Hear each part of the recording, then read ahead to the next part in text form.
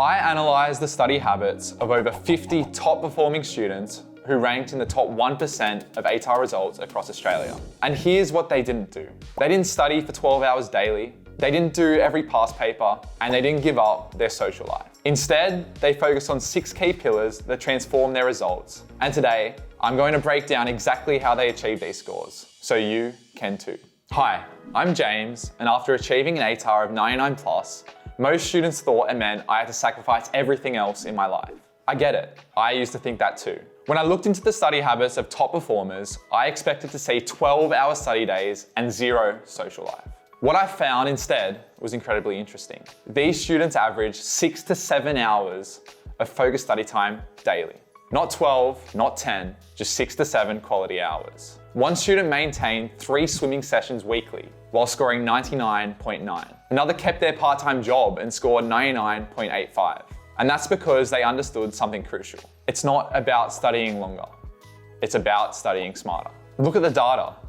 82% prioritized 8 to 9 hours of sleep. 91% exercised 2 times weekly. 76% use structured study blocks rather than marathon sessions. The pattern is clear. Top performers don't outwork everyone else, they outthink them. They build systems, track what works, and adjust their approach based on results. And as someone who achieved a 99 plus ATAR and a state rank whilst maintaining co-curricular activities and a healthy social life, I want to break down what actually works, starting with the first pillar, strategic time blocking. Here's exactly how it works. First, lock in your non-negotiables. For 92% of top performers, that meant 8 to 9 hours of sleep. They weren't pulling all-nighters or running on coffee. Most were in bed by 9:30 p.m. and up by 6:30. One student who scored 99.8 shared her exact schedule. 6:30, wake up. 7 to 8, study block 1. 8 to 3:30, school. 4 to 6, sport or focus study. 6 to 7, dinner and family time. 7 to 9, final study block. And then finally, 9:30, bed. Notice something?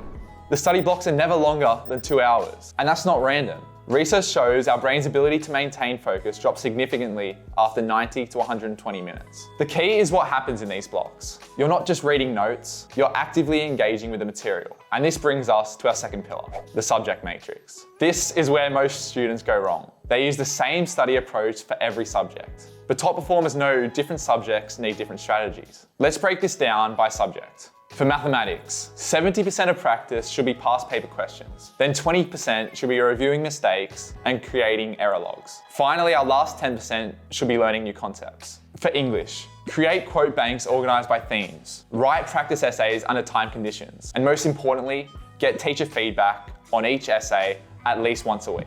For science subjects, create concept maps linking different topics. Do practice questions before the theory. And finally, review mark schemes to understand exactly what examiners want. One student who scored 99.95 had a brilliant system. She color-coded her subjects and allocated specific days for each. Monday and Thursday would be maths. Tuesday and Friday, sciences. Wednesday and Saturday, English. And then Sunday would be for week points from the week.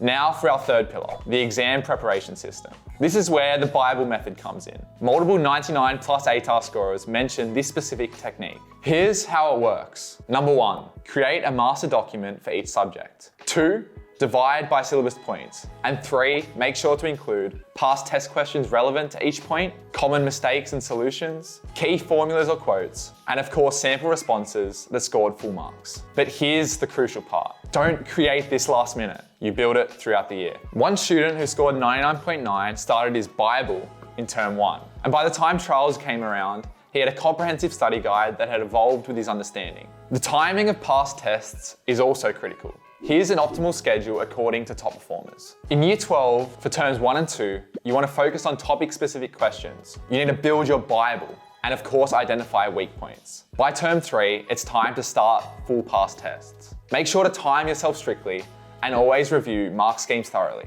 And by term 4, you will have wanted to have completed a minimum of 10 tests per subject. Make sure to focus on the newer years and of course practice under exam conditions. One extremely important point about past tests is that it's not about quantity. Students who scored 99 plus didn't necessarily do more tests than others. They just did them better.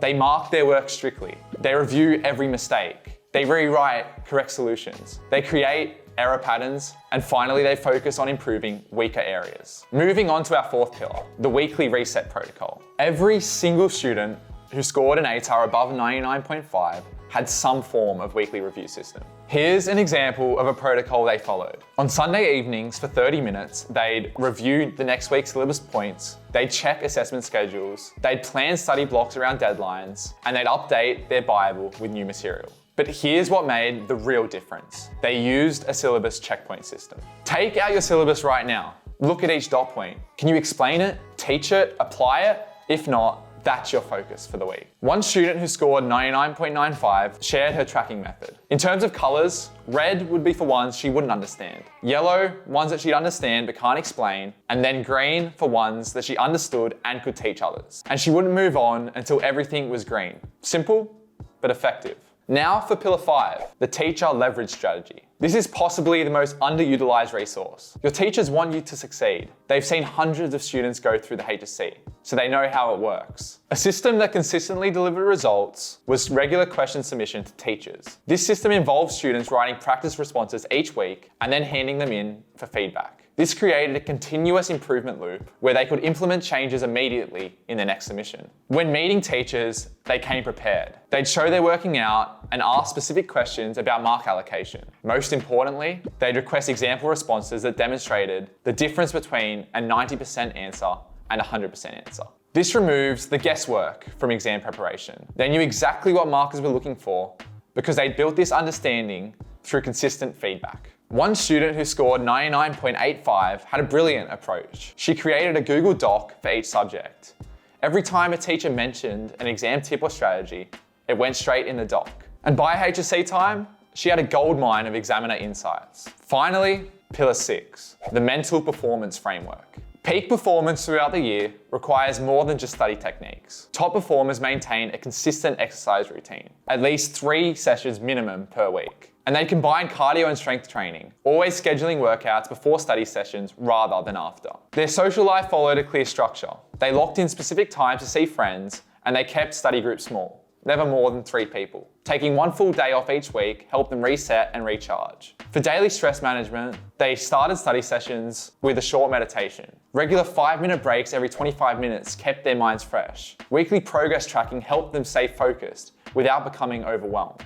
A student who achieved 99.9 structured her day around 4 key habits. She started each morning at 6 a.m. with exercise. Then she'd break down study into focused 25-minute blocks using the Pomodoro technique. This meant complete concentration for 25 minutes, followed by a 5-minute break. After 4 blocks, she'd take a longer 30-minute break. She also kept Saturday nights completely free. No studying, no homework, and no exceptions. This gave her brain time to reset. Every Sunday morning, she'd map out a week ahead, planning which subjects needed more Pomodoro sessions based on upcoming assessments. She said this structure actually reduced her stress because she always knew what needed doing and when. Remember, these students weren't superhuman. They just understood that peak performance requires recovery. You can't sprint a marathon. So the key is consistency. Small daily actions compound over time. It's not about studying harder. It's really about studying smarter. Now, let's make this practical.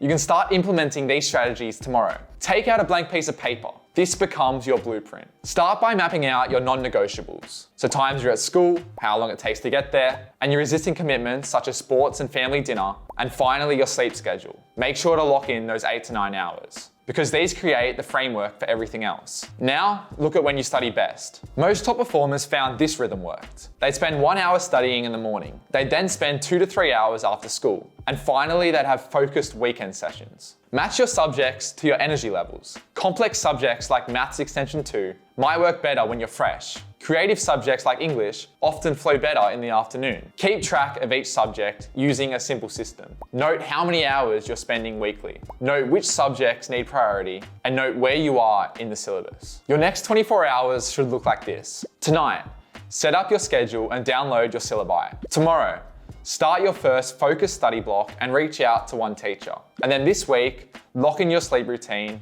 and create your subject rotation. Remember, these students mentioned weren't born getting 99 plus ATARs. They built their habits over time. Some started with marks in the 70s and 80s, but they committed to their system and it worked. One final point. This isn't about becoming a study robot. It's about being efficient so you can have a life outside of study. That's what made these students successful. They weren't just good at exams, they were good at managing their entire lives. Next week, we'll dive into specific subject strategies. Make sure you're subscribed for that. For now, focus on implementing these systems. Start small, but start today.